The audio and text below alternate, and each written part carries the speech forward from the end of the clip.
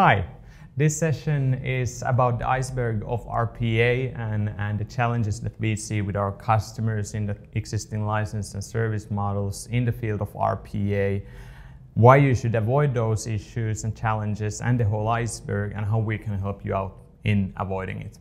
My name is Elias Levo from Digital Workforce. I've been here for the last 7 years in the field of RPA, both running proof of concepts, pilots and programs together with our customers, and also seeing the service operations both on the platform and RPA solution operations side of the business. So having quite a 360 view on the whole field.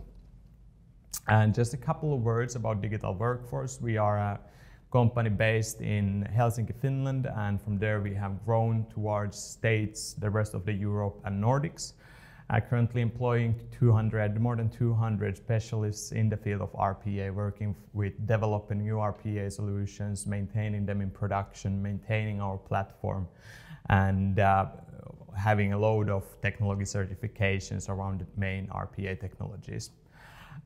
We work with more than 200 customers, mainly with our managed service offerings and also the professional service ones. The business is split in two main categories of the consulting, delivery, and analysis of new RPA solutions, and then also operating them in production and operating the platform for the customers.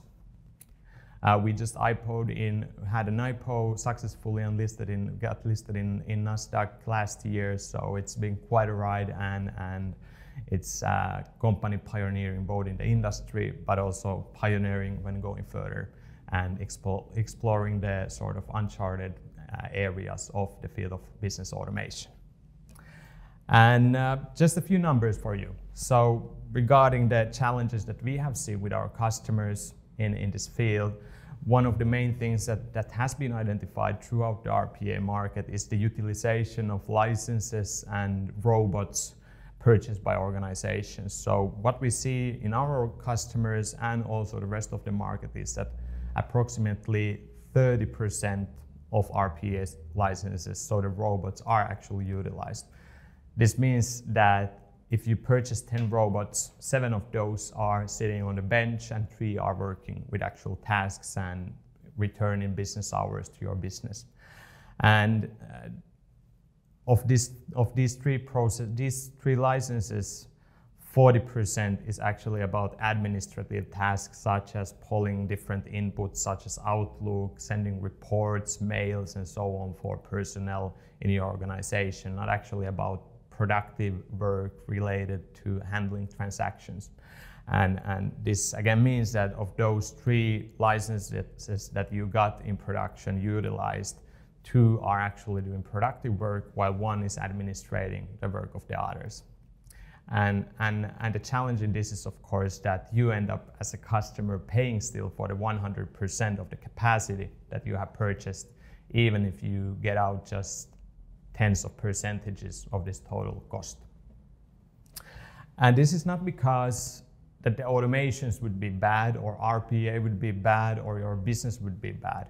This is because there is a misalignment between your business processes and the business requirements of yours compared to the licensing models and service models that we see in the field of RPA, where you buy 10 licenses or 10 robots or whatnot. And the challenge is that your business lives throughout the year, your business processes live throughout the year, so we have variance in the daily, monthly, quarterly, and yearly volumes of your business.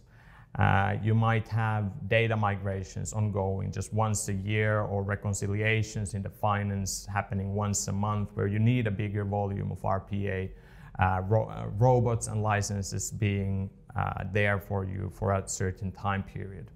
And then you might have very simple issues causing these utilization challenges, such as target applications not being available during the nighttime. We see this happening especially in banking and insurance, where target applications are basically closed easily between 10 p.m. and 6 a.m. And that means that you cannot run RPA with those applications at that time. And this is often tackled. The issue is that the licenses don't really identify this. You buy 5 licenses, they are there available If your need is actually just 3 licenses on average, then it doesn't matter in a way. And this easily leads to 2 things happening in the RPA operations. You start over-optimizing the license usage in a way that you get the most out of the platform of the 10 licenses, for example, that you purchased. And this easily leads to decreased value towards the business, so they don't get as good results as they would want. Their business requirements are not met as the schedules when their solutions should be running are more limited and more strict, and they have less freedom in choice of scheduling and so on. On the other hand, it also impacts the stability of the RPA solutions and the platform. We already see that these kind of optimization endeavors kind of lead to situations where we might have solutions, for example, polling databases very extensively throughout the day. And that sort of makes it so that at some point the infrastructure or the platform could actually just say no and be like that, now I'm broken because there has been such a great workload towards me. And then on the other hand, what might happen as well is that you just over-purchase the licenses. So to meet all the business requirements, to be as flexible towards your business as possible, you buy 100 licenses just to make slot for them to kind of run RPA in production and so on. And that, of course, is great for business, but makes issues in your business case for RPA. And if you save a given amount of FTEs with this kind of actions, but the cost doesn't this doesn't cover the cost that you put in RPA, then you have a very strong mismatch. And it's of course good to remember that the licenses are not the full story of RPA or what we have behind it. So it's actually just 20 to 30% of the total cost structure in RPA. And below the surface in the iceberg, you actually have then the databases, infrastructure, information security, people managing the platform, managing the solutions, managers managing these people, and then HR managing the managers and all of that. And this is of course generic in any technology, any IT, any applications, that this kind of a structure exists if you do it on premise. And what is an issue in this is that we see where this leads us to is this kind of a misbalance in the business needs and the business problems and the problems of the RPA team, the Center of Excellence and so on, where the purpose of RPA is of course to help out the business and serve the business in getting more hours back to business, saving FTEs and whatever. But we easily end up in a situation where actually the focus of the head of RPA and the Center of Excellence goes into cost management, optimization of licenses, managing the platform so that it never works and is sort of perfect as a model, instead of focusing on the problems that the business has. So creating more automations, adding value to the automations, optimizing the automations further, and helping out the business requirement from this perspective. And this kind of leads to the situation that the problems of mine as the Center of Excellence or the head of RPA are bigger than the problems of the business. And this is something where we want to help our customers to get out of as a kind of a cycle. And we want to ask you that, do you really want to have the iceberg in the first place? Or do you just want to have the value that the iceberg brings to you? So the hours back to business, making better transactions, more errorless transactions, of relieving people from mundane tasks to more specialized tasks, and digitalization of your business altogether, which are the primary reasons and the value propositions of RPA in the first place. The value proposition of RPA is not to manage a new technology iceberg in a way. And we want to propose you our model of when you have first outsourced the tasks from people to robots, now it's the time to outsource the robots to Digital Workforce and our Roboshore offering. In Roboshore, you don't buy licenses, you don't buy robots, you buy basically the production time that the robots have put to the table, and the time that they have been actually working on your tasks. We have great examples already of customers having a buffer of 30 robots being ready on standby for them when the need arises for them to be there, but they only pay for the time that the robots have been running. We deliver Roboshore consists of the managed RPA platform services done in Azure Cloud, both for the main commercial technologies available. We deliver there the managed RPA solution operations, so the service operations to actually manage the automations that you have created in production 24/7. And then enablement services such as quality acceptance, quality processes, our best practices, and all of this is fully available for you as our customer. We follow all the ITIL procedures in our operations, so it's extremely easy to integrate with our model and our service management system. And the purpose of this is, of course, that we make the service, living with the service and service management as easy and effortless for you. And in the end, you don't need to worry about the service and what happens under the hood, but just run the solutions as you want. Let us take care of them and just pay for the time that they have been actually running in production. We deliver Roboshore in 3 different service plans, where we have Roboshore Go being a service for organizations just starting their journey in RPA.